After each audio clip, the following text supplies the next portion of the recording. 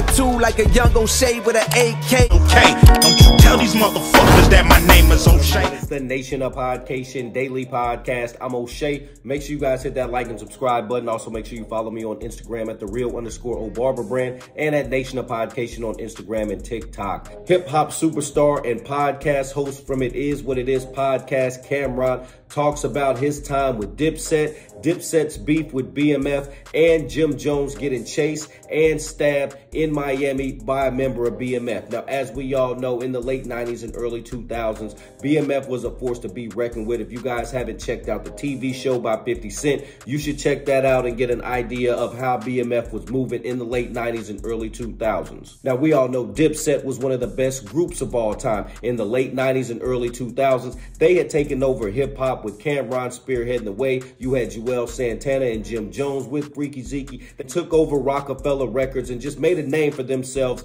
in the late 90s and early 2000s. Well, these two groups, while they were in a club in Miami, started to bump heads. Apparently, Dipset, they were in a VIP booth, and above them, in one of the above VIP booths, was the BMF members. There was drinks getting knocked down. Jim Jones got heated. There was an altercation. Then, outside of the nightclub, they started chasing Jim Jones and Cameron. Cameron got out of the way. Jim Jones ran because they said that they were chasing them with bats, knives, and they was ready to do some damage to Dipset. Let's take a look at this clip from Cameron as he recalls the beef with BMF. Let's tune in.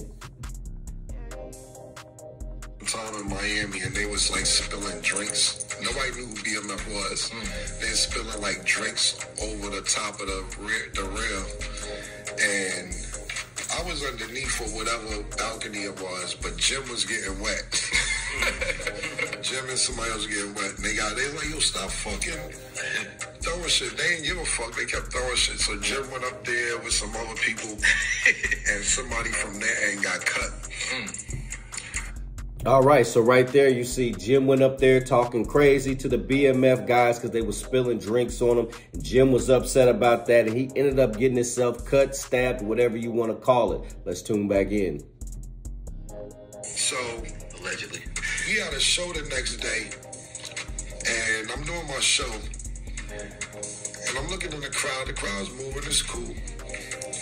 And a lot of people in the crowd holding up some Black Mafia family towel. So we're chilling. I think it's good to find a Royal Palm. And we chilling in front of there. So now like 10 people. I don't know if you ever been to Royal Palm. It's like a long driveway in Miami or whatever. So we're kind of like spread out, but the avenue's like right here. So we're chilling all spread out. And 10 people come like to the avenue. All right. 20 people come to the avenue. 30 people come to the avenue. All right, so you see that block filled up real quick with BMF guys when they found out where Dipset was. You see it started to fill up. He said first it was 10 of them, then it was 20 of them, then it was 30 of them. So all these dudes start to pull up, and they already know that Dipset had the beef with BMF from the previous night at this concert. So it's getting serious. Let's tune back in. It's like about 14. There's a lot of people outside. It's like 14 of us, but there's other people, girls, everything out there. Now they got like 40 niggas over here. I don't know who these niggas are. You know what I'm saying? I'm like, what the fuck is going on? They just looking. They start pulling guns out and pipes, and they was trying to get Jim. So they ran towards Jim. I seen the police run. The police ducked under a car. A few of my niggas ran. I was with one of my niggas. Now you know what's real if the police were even running from BMF. If you had 30, 40 guys with guns, baseball bats, pipes, and they're chasing a couple dudes, and then you even got the police running, you know it was serious. Let's tune back in. I don't want to sit there and say, yo, just shoot if niggas come this way. I was like, I don't know what the fuck is going on.